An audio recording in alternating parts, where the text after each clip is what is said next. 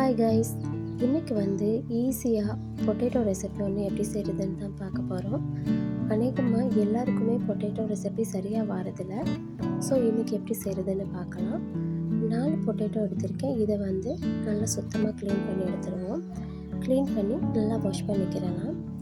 இதை ஒரு பொட்டேட்டோவை 4 பீஸாக கட் பண்ணிக்கிறேன். இந்த மாதிரி இதை கட் பண்ணிவிட்டு இதை நீளமாக கட் பண்ணி எடுத்துக்குவோம்.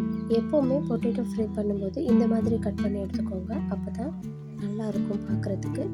அதே நேரமாக சீக்கிரமாக வெந்து ஃப்ரை ஆகி வரும்.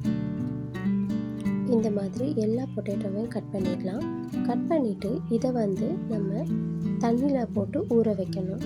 ஒரு 10லேருந்து 15 நிமிஷம் சரி, இல்லைன்னா 20 நிமிஷம்னாலும் இதை ஊற வச்சு எடுத்தால் தான் நல்லா டேஸ்டியாக இருக்கும். ஸோ இந்த மாதிரி எல்லா உருளைக்கிழங்கையும் கட் பண்ணி இப்படி ஊற வச்சுடுவோம். இப்போது ஃப்ரை பண்ண ஸ்டார்ட் பண்ணிடலாம். ஃப்ரைங் பேன் ஒன்று அடுப்பில் வச்சுக்கலாம். அது எண்ணெய் சேர்த்துக்கிறோம். எண்ணெய் சூடானதும் கொஞ்சமாக கடுகு, அதோட கொஞ்சம் ஜீரகம் சேர்த்துக்கிறலாம்.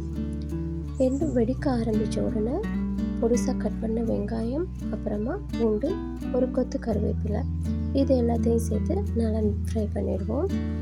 இது நல்லா ஃப்ரை ஆகணும்னு இல்லை, நீங்கள் பொட்டேட்டோவை போட்டு ஃப்ரை பண்ணும்போதும் இது ஃப்ரை ஆகும். ஸோ மிதமான சூடில் லேசாக ஃப்ரை பண்ணதுக்கு அப்புறமா நம்ம ஊற வச்சுருக்க உருளைக்கிழங்கு இருக்குல்ல, அதை தண்ணியை வடிச்சிட்டு எல்லாத்தையும் இதில் சேர்த்துக்கிறலாம். இந்த மாதிரி எல்லாத்தையும் சேர்த்து நல்லா மிக்ஸ் பண்ணி விட்டுக்கோங்க. இந்த ஆயில் எல்லா உருளைக்கிழங்குக்கும் படுற மாதிரி மிக்ஸ் பண்ணி விட்டுருங்க. இப்போது இதுக்கு உப்பு சேர்த்துக்கிறோம். தேவையான அளவு உப்பு சேர்த்துக்கோங்க. உப்பு சேர்த்து மறுபடியும் நல்லா கிளறி விட்டுக்கோங்க. இந்த உருளைக்கிழங்கு ஃப்ரை பண்ணுறதுக்கு கொஞ்சம் அதிகமாகவே எண்ணெய் சேர்த்துக்கோங்க. அப்போ தான் அது நல்லா ஃப்ரை ஆகி வரும். இப்போது இதை ஒரு 10 மினிட்ஸ்க்கு நம்ம மூடி ஒன்று போட்டு வேக வச்சுடுவோம். இப்போது 10 மினிட்ஸ் ஆகிடுச்சு. ஓரளவுக்கு இந்த கிழங்கு நல்லாவே உள்ளுக்கு வெந்திருக்குது. இதுக்கு மேலே நம்ம இதை மூடி வேக வைக்கணும்னு அவசியம் இல்லை. அப்பப்போ கிளறி விட்டு ஃப்ரை பண்ணி எடுத்தோம்னா சூப்பரான பொட்டேட்டோ ரெடி ஆகிடும்.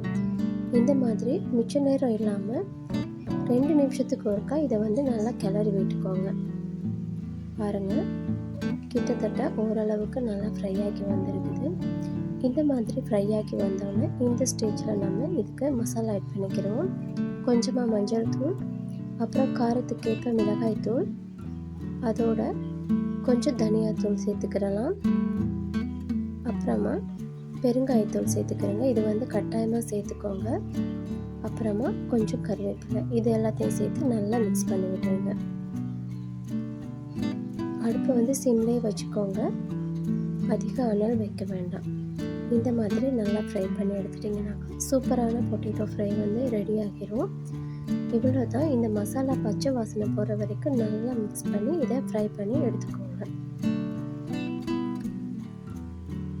பாருங்கள், சூப்பரான பொட்டேட்டோ ஃப்ரை இப்போது ரெடி ஆகிடுச்சு. இப்போ இதை நீங்கள் சர்வ் பண்ணலாம். இது ரசம் சாதம் சாப்பிடும்போது இந்த பொட்டேட்டோ ஃப்ரை சூப்பரான ஒரு ஸ்டைலிஷ்னு சொல்லலாம். ரொம்பவே டேஸ்டியாக இருக்கும். குழந்தைங்கள்லேருந்து பெரியவங்க வரைக்கும் ரொம்பவே விரும்பி சாப்பிடுவாங்க. சுட சுட சாதத்தோட ரசத்தோடு இது சாப்பிடும்போது ரொம்பவே செம்மையாக அட்டகாசமாக இருக்கும்.